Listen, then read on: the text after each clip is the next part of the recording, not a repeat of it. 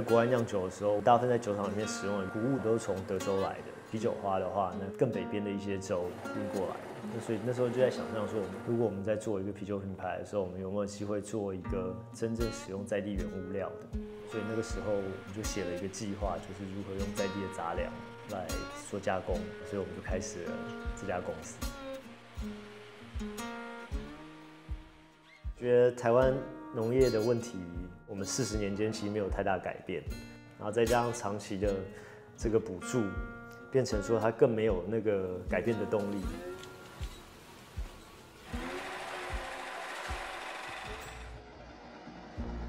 我们种的东西已经不再是我们最主要的主食，我们需要，比方说大家比较常讲的，就是黄小玉、黄豆、小麦跟玉米，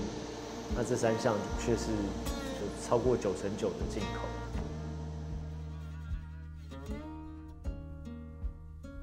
大家其实习惯用进口原料，你再改去用台湾的原料，其实是非常困难的，不管是规格、品质、稳定性。但是如果你没有做一个这样子的一个协调和调整的话，以后就是全部都回到水稻生产，然后就是远远的补贴。我相信台湾农业总有一天会消失，基本上是老年化嘛。然后你生产东西又没有竞争力，你透过补助有勉强成功，但你不会有更好的生活，所以不会有年轻人想要投入。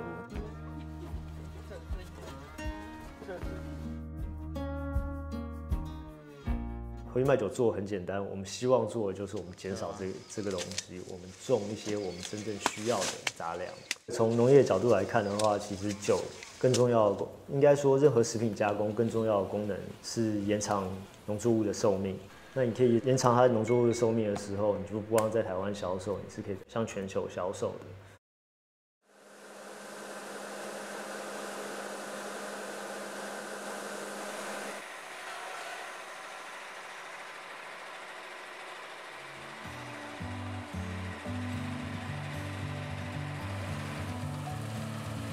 大麦来说，这一块是在台中大雅的张大哥来帮我们协助。其实张大哥做能力非常厉害，然后他也非常想要做创新研究的一个农民，愿意透过他过去经验，然后跟我们去做这个实验。对，那也很感谢这几年农民大哥他们陪我们一起这样做。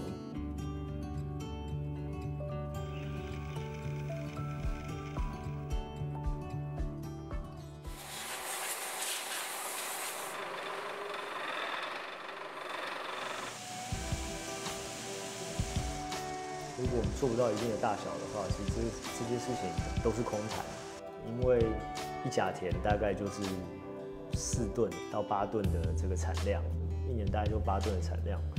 台湾生产过剩是2-3倍，所以呢，你那个8吨其实占它那个多余的产量很少，那你能去化掉的比例非常低啊。那我们还希望说，至少统计上让它变成是一个有意义的数字，而不是那个0.0001。我觉得一个农企业应该是3代人。怎么讲3代人呢？如果我第1代，我的小孩愿意投入，我的孙子愿意投入，那这个才是一个长久的，它才能延续下去的一个产业。